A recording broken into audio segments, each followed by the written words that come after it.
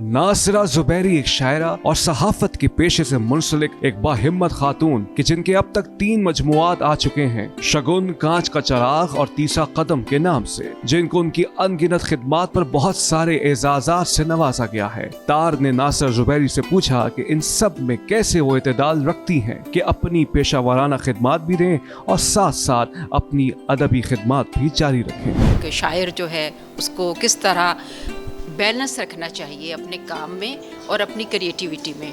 तो मैं ये समझती हूँ कि अगर आपके अंदर बेसिकली एक बैलेंस है और आप जो है अपने काम में और अपनी जो क्रिएटिव लाइफ है उसमें आप डिवाइड कर देते हैं वक्त, तो ये पॉसिबल है। तार ने सवाल किया कि अक्सर शुअरा ये कहते हुए नजर आते हैं कि हमें अपनी तख्लीकी सलाहियतों को कलमबंद करने के लिए तन्हाई दरकार है। मसरूफियात और जिंदगी की भाग दौड़ में बहुत दुश्वार हो जाता है अपनी शायराना सलाहियतों को दिखाने के लिए। उस पर नासिरा जुबैरी ने बहुत खूबसूरती से समझाया कि दरअसल शायर मोहताज है अपने मुशाहिदात और तजुर्बात पर, और जब उसका पैमाना झलक जाता है तब जाके वो इजहार कर देता है।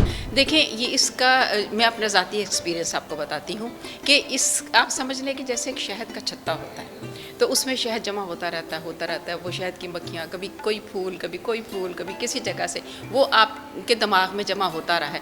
जो आप सुनते हैं, जो आप पढ़ते हैं, जो आप एक्सपीरियंस करते हैं, जो आप ऑब्ज़र्व करते हैं, वो सब आपके एक बनता रहता है। और फिर वो एक लम्हा आता है जब वो छत्ता टपकना शुरू होता है।